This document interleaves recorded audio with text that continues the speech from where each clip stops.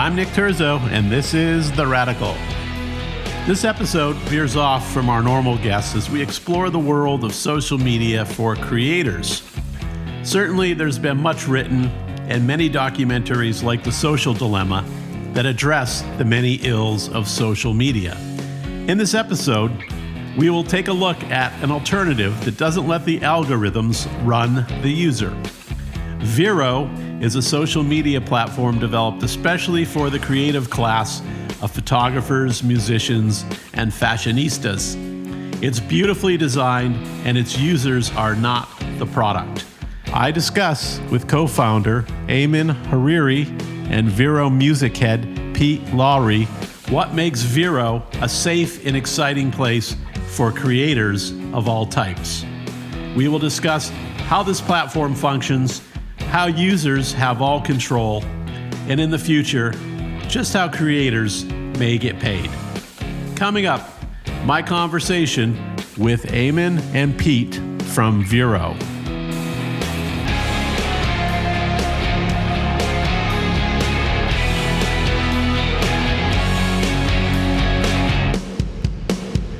Welcome, Ayman. Welcome, Pete. Thank you for having us. Great to have us. Yeah, thanks for having us. Great to have us. It's great to have you. Yes, it's great to have you. Yeah, no, thank you. Great to have ourselves. Yeah, it is great to have you guys. I'm going to use that. I'm going to start saying that when I meet people. Well, everyone listening should know I think we're spanning over, 11 or 12 time zones. So we're all in different frames of mind this morning. But I want to welcome you. We're going to talk about your, I don't know if I call it a startup at this point, but your social media platform, Vero, and how it will compete kind of in the current space and what makes it special and what makes it really special kind of for the creative community who I speak to a lot here at the show. So I don't know, Ayman, do you want to talk about maybe the origin story? I mean, yeah, sure. Yeah, it really started amongst friends, where a social network should start. It was a conversation between two of my best friends. One happens to be my cousin, and the other is somebody that I grew up with since I've known him since we were 12. And I hadn't gotten onto social at the onset when different social networks were coming up. I was going through a transition in my life, and didn't really feel like putting myself out there for people to be able to get in touch with me more easily than they already did, or could at the time. But when I did get on, I noticed my friends were acting very differently online than I knew them to be in the real world. It was, what I would call today just a performance, more than was sharing things about themselves and being real. And when we looked into it, it was just this concept of everybody having a stage that these platforms were giving everyone. And we decided it would be cool to be able to have both a private life and a public life for those who wanted one online, so that they could really behave, more normally amongst their friends. And if they're enamored with this concept of having followers and having an audience and having people who they don't necessarily know gain access to their content, the things that they post, then that's fine as well. And we felt like that was a better balance for just having a normal life online. And that's really where Vero started. So it started with, this idea of being able to set your friends as close friends, and acquaintances. Having followers is something that you can turn on or off. Nobody knows where you set them as, so they gain more or less access depending on what you set them as. So we didn't want to create controversy between people. And also we were frustrated with, as much as we respected the simplicity of Instagram, and at the time they really stuck to their guns. It was really something that was a simple tool where you could post pictures of your friends, and people would be able to just follow you and and see what life you're living. But it then turned into algorithm-based feed and stories and 1,000 different things. But at the time, that simplicity was great, but we wanted to be able to share more. So on Vero, you're able to share songs, you're able to share movies, TV shows, books, places, experiences, basically. Helping people gain from your experience, because we can't all curate the world or live the world in its entirety and all the experiences. We need people to curate, different people in our lives to curate those experiences for us. And so that's what we wanted Vero to be, and that's how it started.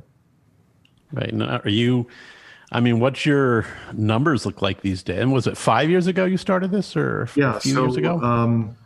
The conversation started in somewhere in 2013, maybe late 2012. And we took a bit of time to build up design the product, build the product, because we knew that that these concepts or these capabilities, these feature sets already existed. We wanted to package it up in a different way, in a way that was very much a design and aesthetic, something that was unique to us. And also, given that we decided we didn't want to do ads, we wanted to have a unique approach into the market, which is a subscription base. We haven't turned on subscription yet, but we've always talked about it from day one. And we made it available in the App Store in 2015 on iOS, on iPhone, and then gradually had Android and an iPad, and looking to release desktop fairly soon. Our numbers are great, for what we consider still a startup. We've never formally launched. We just released our 2.0 on December 1st, and it's got a bunch of great features in there, such as calling and such as being able to video call and better messaging. And from a creative's perspective, we really respect the process and how difficult it is to make things, irrespective of whether it's a photograph, a film, music, the poster of movies, the cover art of music music albums. And we wanted the app to reflect that, so we don't crop anything. We don't get in the way of anything. We don't put any extra design tricks or anything like that. We try to get out of the way and let the content speak for itself, and let the artists be able to use the features as they want. Well, I was playing around with it over the weekend, and it's really beautiful. It's so well designed. It's really a gorgeous, it's not hard on the eyes. You know what I mean? Thank you. I have to have a social media account because of this podcast on Facebook now, which I haven't had in years. And I can only go on it once a week because I can't bear to look at it. It scrambles my brain, seriously. So Pete, you're here too, and you run music. Is there a labels component to this? You're an artist, and Vero has a music label? Yeah, that's right. Vero Music. And it's funny hearing what Ayman said about, I didn't even know actually the design component about not cropping and things like that. But it's a kind of perfect metaphor for when we met, Ayman and I. It was I was right at the a crux of not knowing what I wanted to do next in the kind of quote unquote music industry, because I was feeling more and more that as more as music was being pushed towards social media in terms of how you make campaigns and how you roll it out, which, we were just talking about with you. You were working in the music industry at a time where it was very much, I assume, radio and touring, right? That was the kind of... Pretty much. Yeah, that was the lane. And as the lanes kind of move further and further towards social media, I was in a strange position because I came more from the same world as you and the records that I released, and not knowing how to proceed into that world. And then when I met Ayman, I was like, wow, well, here's an idea and a platform and a basis that actually respects the creators and the creativity and isn't treating it as a word that I don't love, which is content, in the sense of treating records and these things that we absolutely love and adore as exactly that, as content. Like, to me, they are the thing itself, and then you build around them. And that's what I heard when I spoke to Ayman, and that's what we still maintain to this day. And I think it gives a platform to the musicians and the artists that we work with to feel that they're still cared about, and the art that they create, and it's not simply kind of fodder and just digital information that is here today and gone tomorrow. That is kind of, I guess, the tent post. So, Eamon, let me ask you. I opened an account this weekend. I didn't post anything yet, but what I'm seeing is really art on there. Photography, musicians. If I open my account and I start putting like Trump pictures up there like every day, and how do you keep that? It looks like that's kept out of the feed, like the political stuff. Or is there stuff in there that I'm not seeing? Well, no, the way to think about Vero is you're in control of what you get to see. So nothing in your feed is there without you having followed somebody or connected with somebody as a friend. Obvious, and we added this. We added this cool feature where you can go into somebody's account and that you're following or you're connected with, and you can say, actually, I'm not too keen on their pictures, but I really like their music taste. So you can start to filter out the different types of posts. So we've really built this with the user in mind. We're users as well. We're fans of the app. And so we want it to work in a way that we enjoy using it ourselves. We're not encouraging or discouraging political discourse. It's really up to people how they want to, and what they want to post and what they want to share. We're not censoring a particular thought. That isn't really what we're about. But we also know that it isn't neither a one-size-fits-all or anything goes sort of platform. It needs to be something that mirrors real life, where we can have our opinions, but we can respect each other as well. And it's treating each other with respect. That's the thing we're trying to scale. And it's really a challenging time, probably the most challenging time for a platform that has user-generated content. But I feel like we're approaching this from such a human aspect and not just a numbers aspect. I feel like we're bringing something unique to the landscape. And does that keep all these bots out of it? Or, do you guys have ways to keep them kind of out of your algorithms? Or since it's a more human-driven thing? No algorithms. No, we don't have algorithms. So, I'm a computer scientist. I know what an algorithm is. The algorithm that people talk about in popular culture today is the one that introduces things into your feed that you didn't necessarily choose.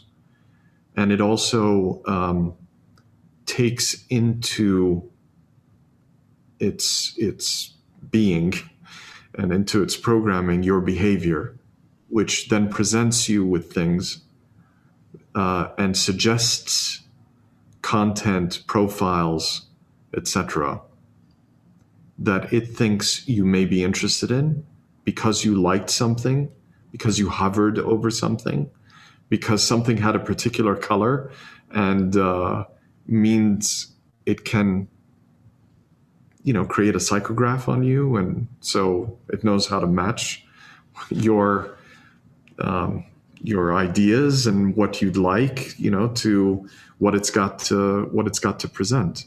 So we're not doing any of that. So nope. Just like when you open up your email, yes, you can receive spam, but your email client doesn't know anything about you, and you're just receiving things from people that you either know or people you've just been introduced to. Interesting. That sounds safer and saner. I can get... Yeah, we'd love to think so. And more sustainable, I think, over the long run. And Pete, is the label, does it have you guys have a distribution deal with Warner's, or tell me a little bit about it? Are there artists signed, and do the artists come from the platform or outside of it? Yeah, I've been through, calling it been through is funny, but you'll know what I mean. I've been signed to various, as an artist myself, I was signed to Island back in the day, and then Universal Republic in the States. And what struck me about this, we developed it together in terms of how it might look for the artists. And what's really exciting, to answer your question about distribution, is it's completely modular, which means you can work based on exactly what one particular artist needs. So, for instance, the first signing, Thunder Jackson, may not benefit from the same distribution company as another artist would, in terms of it's not like you have again, you'll know this, it's not like you are automatically assigned to, say, Columbia's in-house distribution team, in-house radio team. You can use the people, you can outsource the people who work specifically for that project. In terms of the actual internal team is very small. There's a few of us, and that means that the artist gets a direct line of communication. I've never, if you think of Ayman as the kind of head of the label, I never in any of my experience had a line of communication with that person. And Thunder Jackson, for instance, does, and so by keeping it small, but by keeping it modular, we're able to work for the artists and not just because they're there and because they're signed, So that as much as, yes, that's to answer your question about distribution, but that's how it works across the board. Right. And is Vero, to my other part of the question, is this using Vero solely as the discovery platform for these artists, or are you getting them outside of that too? Both things.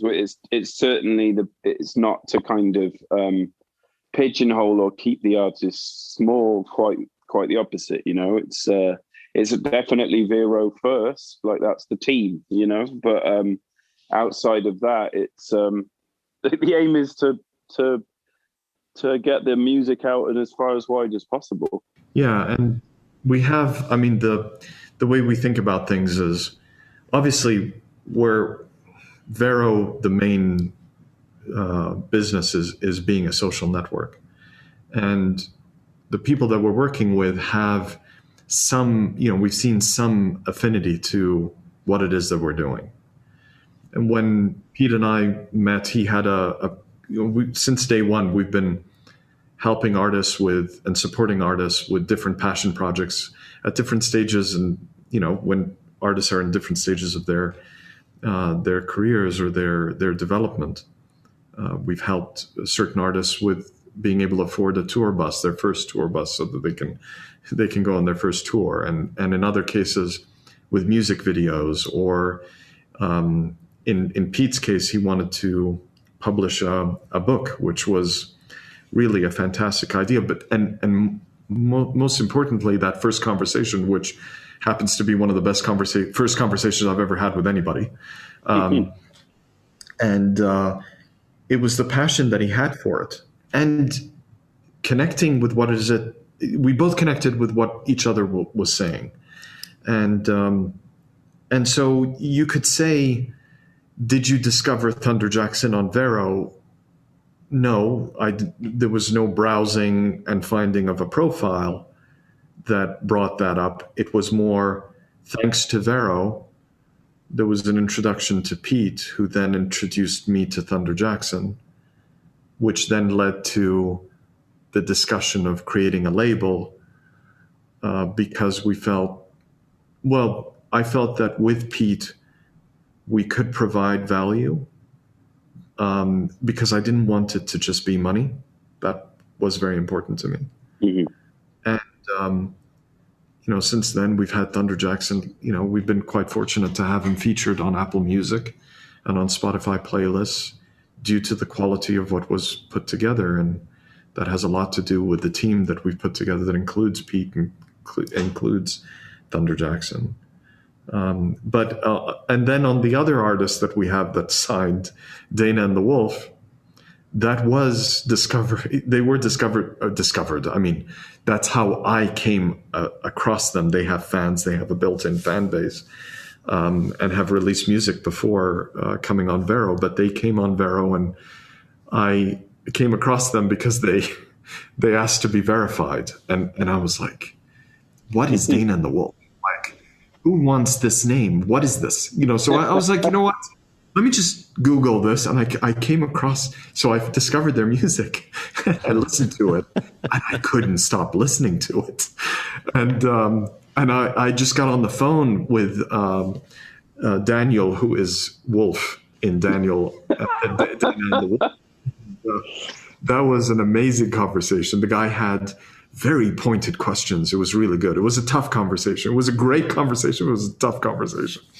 And we've become friends since. And after that, we supported them with some music videos. And I had a chat with Pete, and we just decided, you know what, let's talk to them about the idea of being a signed artist, because they really love the platform, and we get along quite well. And we came to an agreement, and we're really excited about these artists that we're supporting, because we're not looking to sign every artist on the planet. That isn't the objective. The objective is to be successful, to help them be successful, and allow them to make their art in the way that they want to. And just like we don't crop art on Vero, we're not looking to crop their creativity in the real world. I think, Ayman, you've really touched on a metaphor that we need to use somehow moving forward. I like this, not cropped. Full frame. Full frame. No, so Ayman. Sorry, go on. Go ahead, Pete. No, I was just gonna carry on with that. I think it's really, even hearing that again, it's so true. It's the beauty of it to me. Really, really having been through both sides of it is that, it's even modular in the sense of what each artist wants to do. You're kind of hemmed in traditionally in a record deal in terms of you're going to make a record and you're going to try and get people to listen to it. And if that doesn't work, then don't worry if you're the label, because one of the other 20 bands you've signed probably will, and it's hedging your bets, right? And that isn't the model here, hedging the bets. And if one artist succeeds, don't worry about the 19 that don't, because having been through that as an artist, that can be really difficult for artists, and it can stop them in their tracks when you don't know that 5 minutes later might have been the moment in which it caught fire. And I feel like the history must be littered with amazing music we'll never have because it wasn't given the opportunity to get to us. And that's what I think is really a beautiful and exciting about this as a concept and a platform. It comes full circle, my friends. So to the entrepreneur label guys that started this all, it's the same concept. So everything comes around. Yeah. Instead of dealing with these large multinational ingestion engines, because that's really what they've become, really. Ayman, you have this curious background, and I'm just, your dad was a prime minister of Lebanon, yes? That's right. You grew up you're kind of a citizen of the world, where you grew up, where you got educated. How is that view kind of influenced how you look at this platform? I mean, does it provide a bigger view for people in the world that maybe haven't had access? Is there a different viewpoint because of your background? Yeah, I think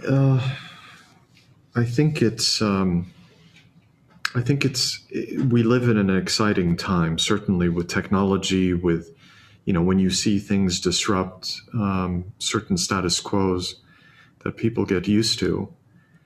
But I think that there's something that's going on that a lot of people are feeling, which is just that lack of a worldview on technology that is exported from one part of the world that then, sort of maybe is lacking in world experience. And I'd like us, the team that we put together, the view that we've put together is that we need to really approach this with just a ton of humility and respect and flexibility, understanding that the world is made up of very different people with very different backgrounds.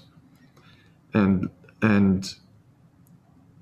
I feel like that's what I bring to the table the most in trying to guide people, because I have lived around the world, and I do see that what is normal in one place is completely, and what is normal somewhere else are completely different. And if you just put those two normals together or compare them with each other, then potentially there can be friction. But at the end of the day, the people behind them can get along quite well.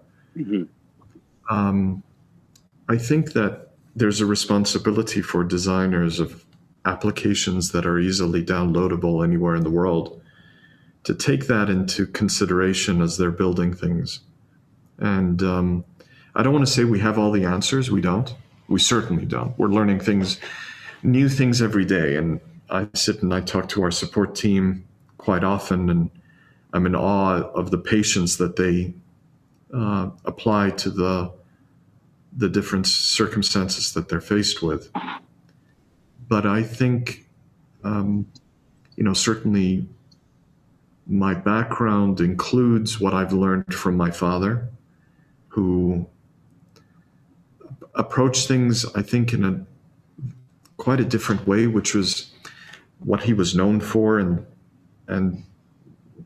the reason for his success was just being so open-minded. He I don't know if you know this, but he put Lebanon went through a civil war that he helped bring it out of, but he had actually put 30,000 kids through college. Wow. On his own dime. And he did that with this concept of not wanting the war to be what defined Lebanon for decades after. Wow. He wanted almost to be that disruptor of time and the normal course of things by educating people and giving them a chance to not have to fall into, picking up a gun, because he knew that ultimately war would end and the rebuilding had to start. And the only people that would rebuild it correctly and with passion would be the Lebanese people. But something to note is that although he's a Sunni, he was a Sunni, he didn't just help Sunni students. He helped everybody who was Lebanese. And so I think we need to have more of that sort of thinking and look at each other as other human beings. Each one of us brings something to the table, a different experience, a different way of thinking, that if we bring it all together, we can actually make something really, really amazing. I mean, look at us. We're, you have the Emirates just celebrated having sent a probe to Mars, for example, one of the the youngest countries in the world, and they've learned that not from themselves. They did it themselves, but they learned that from other people halfway across the world. So I think that if you look at the history of humankind, we were in caves, and here we are doing these amazing things, and we're doing that thanks to helping each other and treating each other with respect. Well, thank you for sharing that. Thanks for sharing that story about your father. I did not know that. I did not know that, and that's incredible. And I just wanted to say that. So basically, what you're saying is your dad decided to not crop the chances and the dreams of all those children. Yeah. So that's fantastic. So let me ask you guys something down the road here, a little more futuristic. I'm a big fan of Jaron Lanier and, his book, Who Owns the Future? Do you kind of see anything down the road where you'll explore maybe some of this NFT stuff for creatives, or like some kind of micropayments so that creators get paid? Have you explored any of that? And I know the NFT stuff's becoming a little bit more popular with crypto and stuff going on, and we're seeing a little bit more artist participation in that right now. I was curious if you guys had any roadmap for that in the future for the platform. I mean, in a word, absolutely. I think that having a means to make money directly off of the thing that you love from your fans is absolutely the way to go with social networks that start to really create a value exchange. So I could, I have some friends on Vero who have introduced me to music that, some of the, like, my favorite music of all time I found on Vero, and I consider that a value exchange. But it doesn't put food on the table. Of course, it can have an impact on your life, whether it's a movie, a book, or even a fantastic meal in a restaurant, right? That somebody lets you know about. But ultimately, I think what platforms like Vero need to do is create an opportunity for artists to make a living off of their art. And that's something that I've been thinking about, and the team has been thinking about since day one. Again, we don't profess to have all the answers, and I do know that it takes us quite a bit of time to get things done. We're not looking to move fast, break things, and say sorry, along the way. We're trying to be thoughtful and careful about the things that we do. We feel like we're making something that is organic, and therefore the ingredients that you put can potentially have severe harm on what it is that we're building, and certainly the people that are consuming it, the people that are using it, the users, who are our number one priority. And so, but being able to have that relationship with your audience, where your audience are such fans that they want to support you, is something we want to foster. And going all the way to supporting you financially is something that we absolutely are looking into, because we think that's very interesting. Is there a certain thing you're looking for before you flip, like, to a subscription model? I mean, what would flip that switch? It's interesting. There are two aspects to that answer, or to the answer to that question. One can be that there is enough momentum. We certainly had quite a bit of momentum in 2018, and we could have flipped the switch then. But we didn't, for one very big reason. We entered this venture with an understanding of the responsibility that we have. And when we look at our users as our customers, we're there to serve them. And in 2018, we certainly weren't prepared for the kind of traffic that we got. I mean, we became number one app in the world, and hundreds of thousands of articles were written about us. I hadn't seen something that big happen in the world of social media for a while, and we weren't able to handle the traffic. So basically, to summarize it, we didn't give our customers, a good experience. So for me, the bar is set high to be able to provide a great experience to our users, give them value before we turn that on. I think we're not far from it. We're not that far from it. It could be we have some things that we're cooking up that we'd like to release before we turn on that subscription. That's really how we're thinking about it. If we're going to ask something of our users, we need to feel comfortable that we're giving them something in return. We're not going to ask for a lot.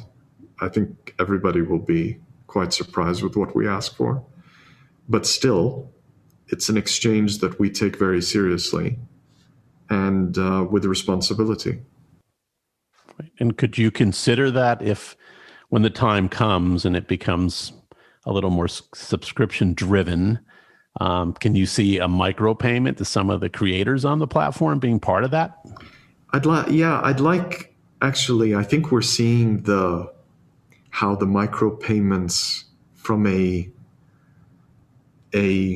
base subscription, how that's not really paying a lot of people. It's paying certain people a lot and very little to a lot of people. And I'd like to think that we think more sustainably than that. So we're actually building something that's quite unique in that perspective. So we want artists to do well if they're the ones doing well. And how would you categorize today, like what's a successful user look like on your platform? Like who is it? What medium are they working in? What's really clicking with your community? Yeah, I'd say our most successful user, bar none, is going to be Zack Snyder, who adopted the platform as his unique.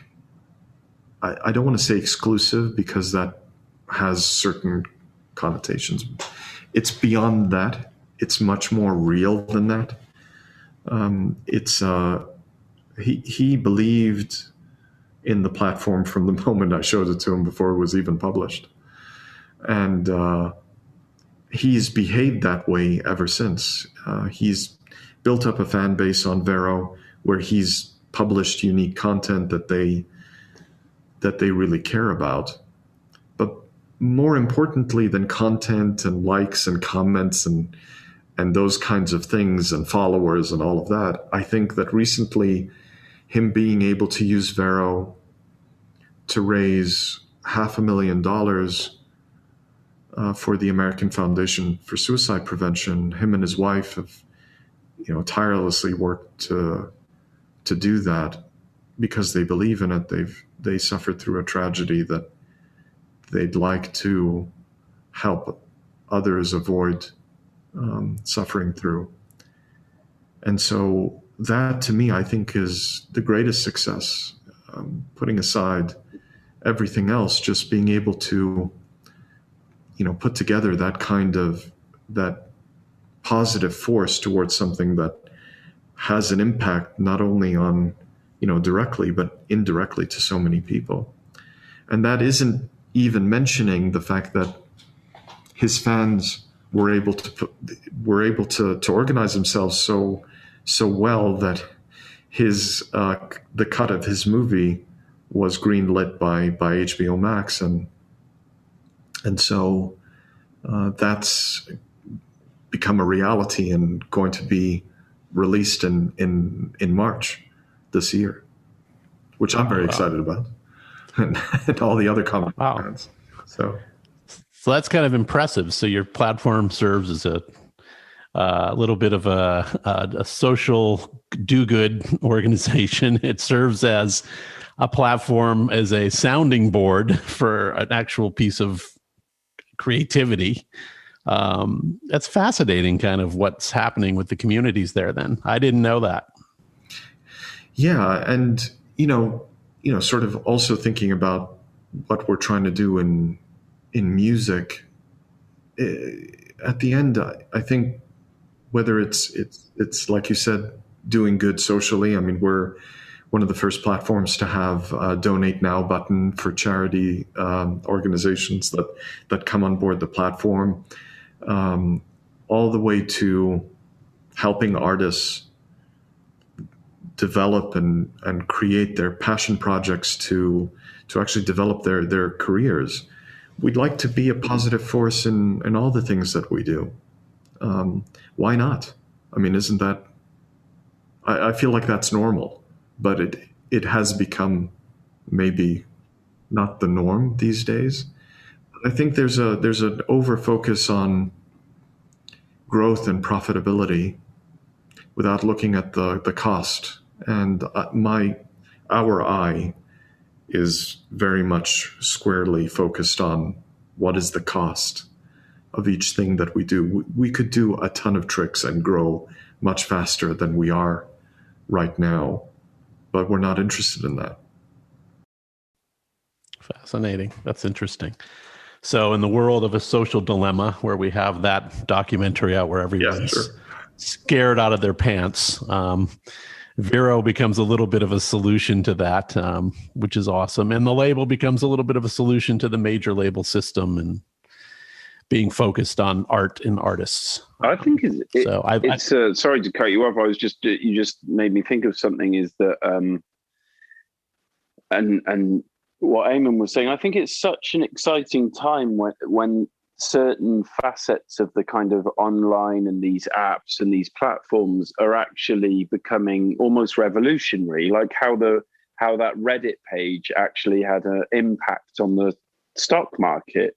And I think it's this kind of revolution of transparency where people are tired of the idea of being told how and why to behave even online when they can see through the subtext. I think it's really exciting that, like with the Zack Snyder's fans had an actual influence, and of course they should, because that's the audience. I love this breakdown of the barrier between audience and artist. I think and the creation and the people who get that in front of the audience. I think it's really a really exciting time for a kind of lack of more transparency. Right. Yeah, the movement to decentralization is certainly where we're going over the next decade. Yeah. So it's just curious to see how you do that, where you need a platform of people to kind of gather together too, while you're trying to decentralize. It's a delicate dance, For sure. so to speak. It is. Yeah. I mean, decentralization can be applied to, quite a few things. I think ultimately when you want to have a service, you need to be conversing or dealing with somebody or some group of somebodies, and ultimately it has to do with how everybody behaves. I think that will be where the success will lie. Yes. Well, guys, thank you both so much. I think this is a really fascinating platform. I hope my audience, that have a lot of creators in my audience, take a look at it and join. And I hope you guys come back sometime, because I think this conversation could go on much longer, because I don't think we scratched the surface of what this world means today and how you change it. But thank you both, Pete. Thank you. Ayman, thank you very much. Thanks for having us. I hope to meet you guys at some point when the pandemic subsides. Likewise. I would love to come to Nashville. I've always wanted to. Come on down. So stay safe, guys. You too. You too, man. Hey, everybody. Thanks for listening this week. To follow what's going on with this podcast, you can go to theradicalpod.com. Theradicalpod.com. You'll find show notes and past episodes, and even a little swag there if you want a t-shirt or a hat. I would be honored if you'd subscribe at Apple or Spotify or wherever you get your podcasts. Till next week.